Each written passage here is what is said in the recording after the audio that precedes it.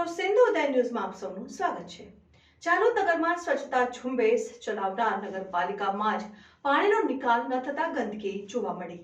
પ્રજાપતિવાસમાં રહેતા લોકોને પારાવાર ગંદકીને લઈ સતત બીમારીનો ભય સતાવી રહ્યો છે। ચાલોદ નગરપાલિકા દ્વારા નગરમાં વડાપ્રધાનની સ્વચ્છ ભારત અંતર્ગત ઝુંબેશ ચલાવવામાં આવી હતી અને સ્વચ્છ ભારત અંતર્ગત પોસ્ટર બેનર દ્વારા લોક જાગૃતિ થાય તેવી પ્રોગ્રામ પણ કરવામાં આવ્યા હતા અને નગરપાલિકાની અંદર જ પાણીનો યોગ્ય નિકાલ ન થતો હોવાથી ગંદકી જોવા મળી હતી।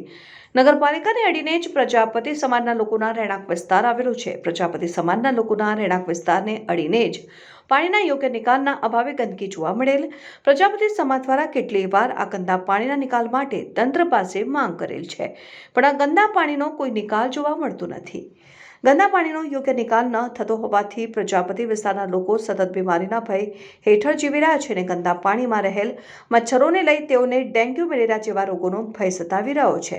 આ ગંદુ પાણી સતત દુર્ગંધ પણ મારે છે તેવું અહીંના લોકોનું મૌખિક કહેવું છે। પ્રજાપતિ વિસ્તારના લોકો નગરપાલિકા પાસે ગંદા પાણીનો યોગ્ય નિકાલ થાય તેમજ આ વિસ્તારમાં ગંદકી ન સર્જાય તેવું ઈચ્છી રહ્યા છે અને નગરપાલિકા તાત્કાલિક આ અંગે પગલાં લે તેવું પ્રજાપતિ સમાજના લોકો ઈચ્છી રહ્યા છે। રિપોર્ટર પંકજ પંડિત, સિંધુ ઉદય ન્યૂઝ, ચાલોદ।